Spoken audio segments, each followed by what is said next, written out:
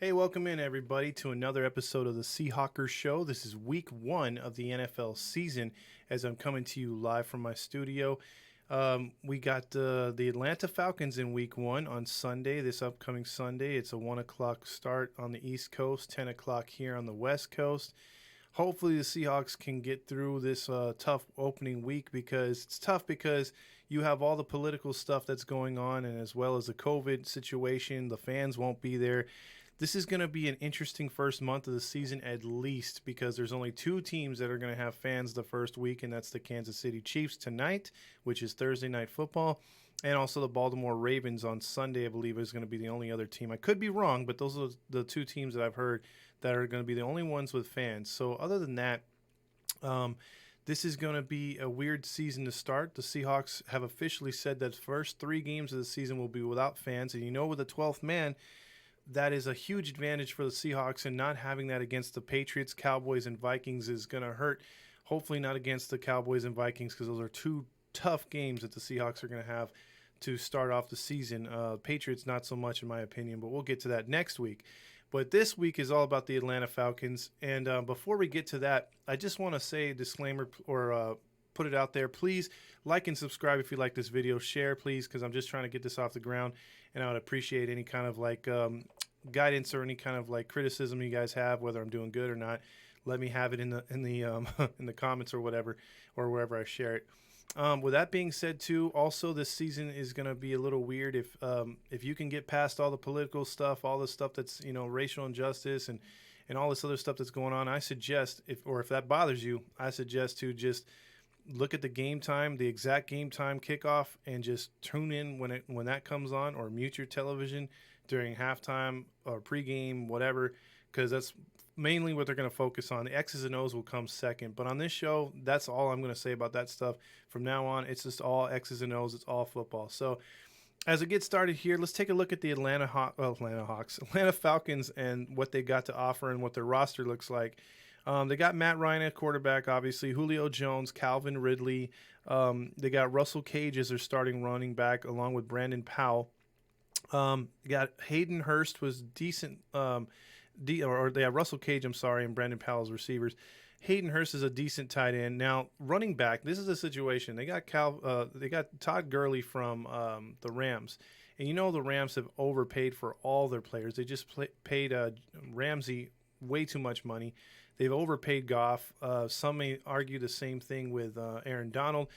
They just spent too much money. Their depth chart stinks. But enough about the Rams. The reason why I bring them up is because Gurley had arthritic knees before he left there. Now he's on AstroTurf in Atlanta. I think that's a bad fit. So don't look for him to get more than 15 carries in his game.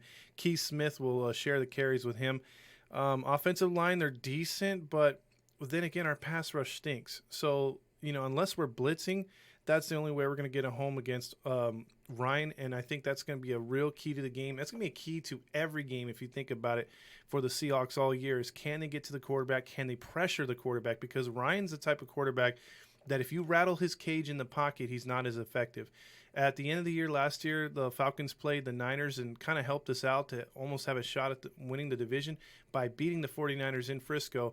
They almost lost that game because Matt Ryan was constantly the Niners should have won the game, but they didn't get home against Matt Ryan. And Matt Ryan was able to pick them apart. He wasn't hitting pressure that much, and when you don't pressure that dude, he'll pick you apart. So that's going to be a key. Defensively, the Falcons don't have much to offer. In my opinion, they really don't have any players other than A.J. Terrell, who's a decent cornerback. They got Dante Fowler Jr. as a defensive end.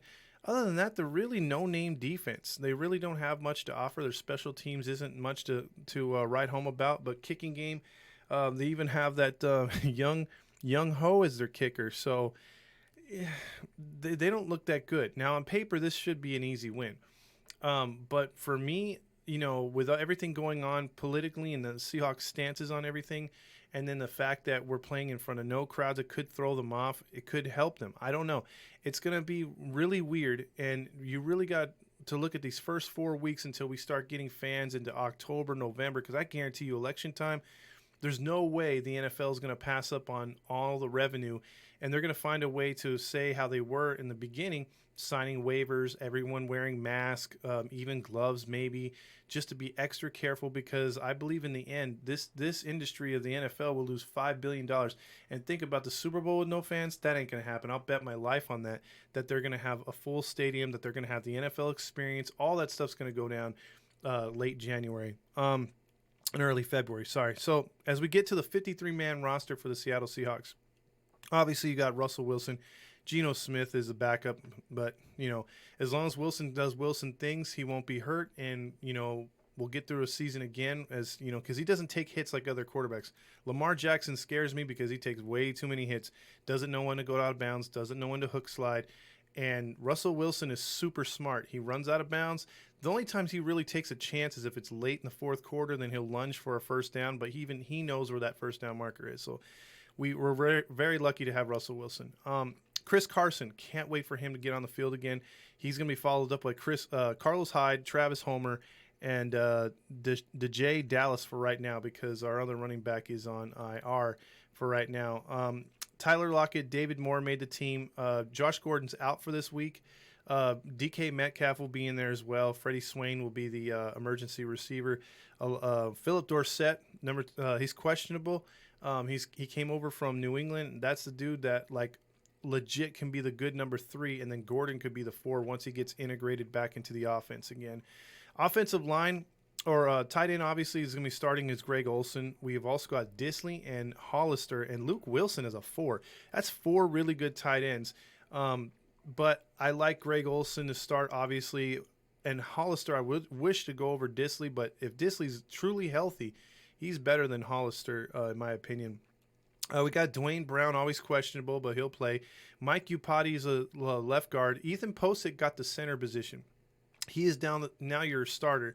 So we'll see what happens there. Damian Lewis will be your right guard, and Brandon Shell will be the right tackle. On defense, and here's where it gets a little sketchy. Left defensive end is L.J. Collier, the guy who couldn't sniff the field last year as one of our top picks. Poona Ford will be in the middle. He's a great run stopper. We all know what Jaron Reed can bring to the table. Benson Mayowa is a right defensive end, the rookie. He'll be there. And our linebacking crew is great as always. KJ Wright, Bobby Wagner, Bruce Irvin will be your linebackers for the Seattle Seahawks, and as well as Shaquille Griffin will be the starting cornerback with Nico Thorpe as his backup, Jamal Adams with Lano Hill as his backup, Quandre Diggs with Marquise Blair, who I like a lot, Marquise Blair, and Trey Flowers with Quentin Dunbar as well as another cornerback. So that's a great LOB 2.0. I can't wait to see all 4 of them, all 5 of them actually on the field. That's going to be really good, especially when they play the nickel. And then you have the punt. You have Jason Myers as a field goal kicker, which I hope he has a better year than last year. Dixon, always great kicking off and punting. Tyler Lockett will be the the punt returner and kick returner, and the long snapper is Tyler Ott. So that is your breakdown. Sort of. I didn't do too much of the backups, but those are your starters. As far as the game is concerned, let's break it down like this. The Seahawks obviously have to get home against Matt Ryan, I brought up earlier. And that pass rush, I don't think they can get to him with a 4-man, just a 4-man rush. So you're going to have to see some stunts with Bruce Irvin. Bruce Irvin's played defensive end before when he was in Seattle, and then he also did that in Atlanta. And we'll see what he could do. They're going to run some stunts with him. Wagner will keep in the middle. Wright will be on the side, whichever is a strong side. So hopefully that works out, and maybe we'll have a corner blitz. But I know for a fact Ken Norton's going to have to dial up some blitzes to get home against Atlanta. Atlanta doesn't have the greatest offensive line in the world, but you need to establish that pressure right away, and I think that's going to be key. And last time we played the Falcons, they had Matt Schaub, who is, again, their backup quarterback, but he had to start for Matt Ryan last year. And they really ran the ball on us good, and Matt Schaub kind of picked us apart because he had way too much time to throw. And that's why I don't want to happen with a better quarterback in there as Matt Ryan. As far as the keys to the game for the offense of Seattle, I think Seattle needs to, what they're going to do is try to establish the run again. But I hope they don't fall in love with it too much, because there's been times where Seattle tries to push it too much and for too long. And if it's not working after a quarter to a quarter and a half, it's time to open it up a little bit. So I hope Seattle can get a few yards here, a few yards there, and then do some play action fakes that'll open up the pass game. So if something's deep down the field with either Metcalf or Lockett, they can hit it. If not, go underneath, hit Olsen, or hit one of the running backs out of the flat. So hopefully Seattle gets that going, because I think that's going to be key, is getting the play action, and that can only be established by the running game, because Seattle did do a lot of things last year which I did not care for, which was falling in love too much with the run and then not knowing when to switch things up. And by the time they were switching things up, it was either too late or they had to work really hard to win a football game. And I think Seattle has the talent to blow people out. They have that Baltimore Ravens type of skill on offense to put up a lot of points, but sometimes they become very passive. So it's hit and miss with them. I think Carroll's just got to let this one flow this year. I think he has a lot of talent, and the offensive line too. This is a brand new offensive line. If they can block for Wilson and give him the kind of time that he deserves, where he's not having to run around as much to buy more time, that's going to make things so much better. It's not just against the Falcons, but all season long. So it's a matchup where the Seattle should win. And my prediction on this game is Seattle 34 and the Falcons 17 or 20. 34-20, 34-17. I think the Falcons don't do as much as we think they can. I think even if the Falcons get off to a good start, I think the secondary for Seattle is going to be their stronghold. I think they're going to keep the receivers down. I think we're going to see more plays, harder hits. The linebackers are going to make plays.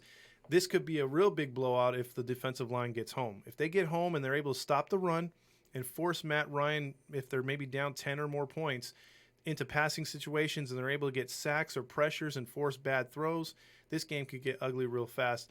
I don't think the Falcons have the defense to stop Seattle. I think Seattle should be able to establish the run, and they should be able to take a couple shots deep and connect. So I'm thinking Seattle does come away with a week 1 victory, and it should be good. You know, they need this victory right off the bat, because this is a game you do not want to look back later in the season and say, damn, we lost that the first game on the road in Atlanta with no fans. You want to be able to take this one, chalk it in the W column, and be done with it and move on to week 2. So with that being said, this is my preview for week 1 of the Seattle Seahawks Atlanta Falcons game. I'll do the recap on the game. Hopefully it's a W on Monday. I'll do the Monday morning quarterback of the show, and then just get into the game, play a few highlights of the game, and then also just, I guess, on Thursday of the next week as well, preview week 2 versus the New England Patriots. So hopefully you guys like and subscribe to this video and to my channel. It just got started. I only have like a handful of subscribers, so please, you would be helping me a lot by doing that, and I just want to get this thing off the ground. Hopefully you guys like it, and if you have any other questions or comments or concerns, I'll read them on here, and we'll go from there. So until then, let's get that W in Atlanta. Go Hawks.